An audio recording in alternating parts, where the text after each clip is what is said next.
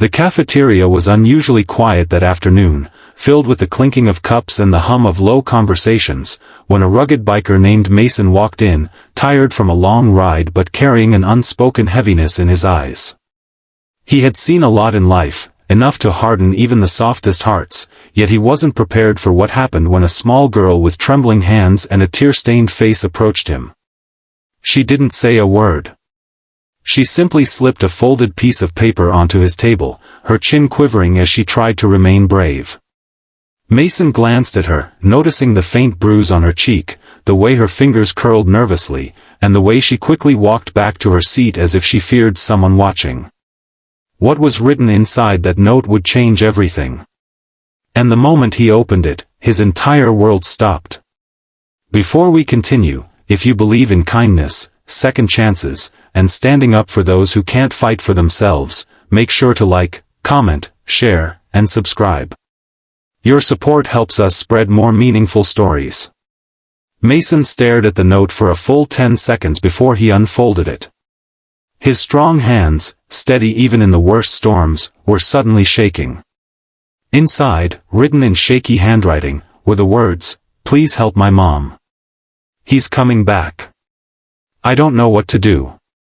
And beneath those words was a small drawing of a woman crying, a dark figure in the doorway, and the child herself hiding behind a table. Mason's heart clenched. He looked toward the girl again. She was sitting on the booth seat with her feet pulled up, her dress wrinkled, her eyes staring at the door as if expecting danger at any moment. No child should ever look that afraid. No child should have to carry that kind of fear. He took a deep breath and called the waitress over, subtly asking what she knew about the girl. The waitress hesitated before admitting that the girl and her mother had been coming in often lately. The mother looked exhausted, always checking over her shoulder, always paying with shaking hands, and the man who sometimes showed up with them had a reputation around town, violent, unpredictable, and known for getting away with his actions. Mason felt a slow burn rise inside him. Not the reckless anger of his youth, but the cold, protective fire that made him who he was now. Whatever this girl was trapped in, she had reached out to him for a reason. And he couldn't ignore it. He grabbed his phone and stepped outside into the sunlight. For years, the Brotherhood Riders, a biker club known for charity, rescue missions, and community protection, had been his second family. They were the kind of men who ran toward danger when others ran away. And today, he needed them more than ever. When he read the note to them over the phone, there was no hesitation, no questions, just the sound of engines roaring to life in the background. The whole club was on its way. Back inside, Mason walked slowly toward the girl. She visibly stiffened, her shoulders rising as if bracing for something painful, but her tension eased when she saw the gentleness in his eyes. He sat across from her, keeping his distance, making sure she didn't feel threatened. He asked quietly, without words, just with a look, whether she felt safe right now. She shook her head. He asked with another look whether her mom was okay. She shook her head again and wiped tears with the back of her hand. Mason's jaw tightened. He promised himself right then that whatever nightmare this girl and her mother were living through would end today. The doors of the cafeteria swung open all at once, and the sound of multiple boots echoed through the space. The Brotherhood Riders had arrived, men with strong frames, worn leather vests, and eyes that held years of pain, wisdom, and loyalty. Yet despite their intimidating appearance, they walked in with softness, scanning the room with a protective presence that instantly made everyone feel safer.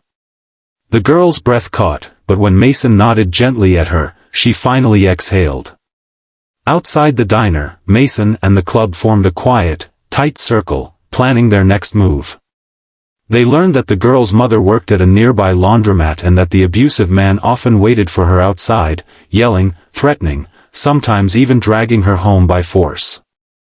She had tried asking for help before, but no one took her seriously because the man had friends in places where power mattered. Mason stared at the sun for a moment, his emotions boiling. That was about to change. They escorted the girl safely to the club's community shelter, a secured place protected by volunteers and families who had been through similar struggles. Then they split into groups.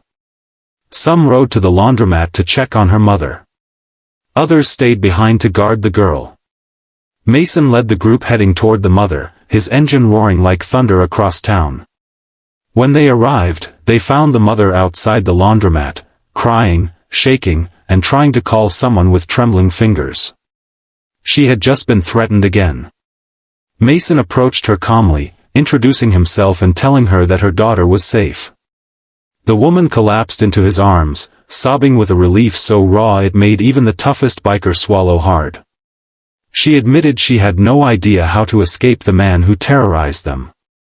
She was trapped between fear and survival. But Mason assured her she wasn't alone anymore. The club stood around her like a shield, promising protection. They documented everything, the bruises, the threats, the witnesses at the laundromat who had seen the man before. A legal team the club worked with arrived quickly, ready to act.